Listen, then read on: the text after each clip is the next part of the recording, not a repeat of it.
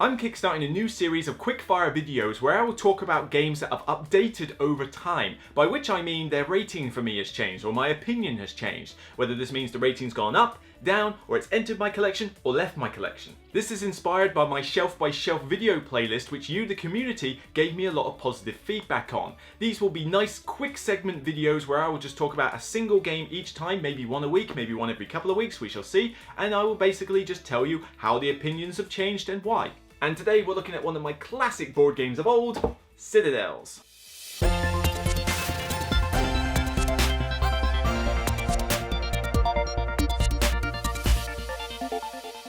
For over 2 decades, this game has been an evergreen for Fantasy Flight games. I played it in its original version back at university before I knew board games were a thing. All I was doing was playing stuff like Munchkin and Ninja Burger, Steve Jackson games with a couple of friends of mine, and Magic the Gathering from time to time. But I didn't realise that board games had come to this level at that point. But Citadels was just this one game that was shown to me. It's like, this is really cool, I want to know more about it. And I played it in its classic version with just the 8 normal rolls. I then tried it with the Dark City expansion to add more rolls, and it got even better for me. Citadels has you building a city in your tableau. The one that is worth the most gold at the end wins, and each round you will pick a character, a role, out of a predetermined set of 8 and draft these in turn order. Your reasons for picking a role might be its character power, what order in the phase it goes in, or maybe you're just trying to dodge getting assassinated. But you have lots of different buildings, some with special abilities and endgame scoring opportunities, and you have that tension of trying to second guess what opponents are taking which character, but also which characters the thief and the assassin, 2 of the mean characters in this game,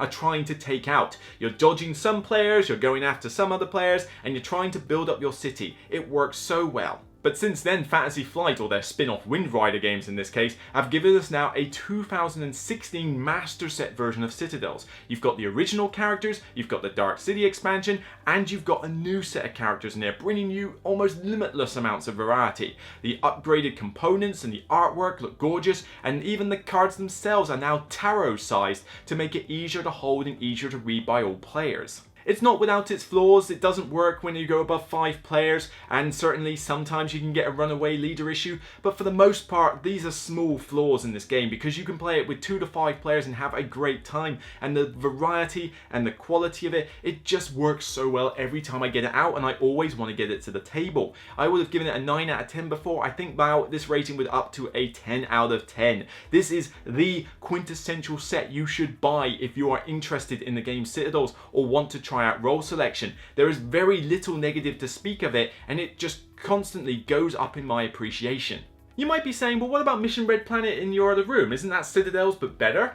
Well, yay and nay. Yes, okay, it's got more meat to it. It's got the area control, and it still has role selection, and it's got a couple of other mechanics thrown in, but it is a more involved game. It will take longer for me to teach you, it will take longer for us to play it, but it is still a fantastic game. It's in my collection. Citadels, however, is just super quick and super easy to teach. It takes me 5 minutes to teach this game. I've got to teach you 8 characters, and if I do the base set, they're going to be very easy abilities to teach. The role selection drafting mechanic is not particularly complex either, and building a city. You build a city, here's the value, you want the higher values.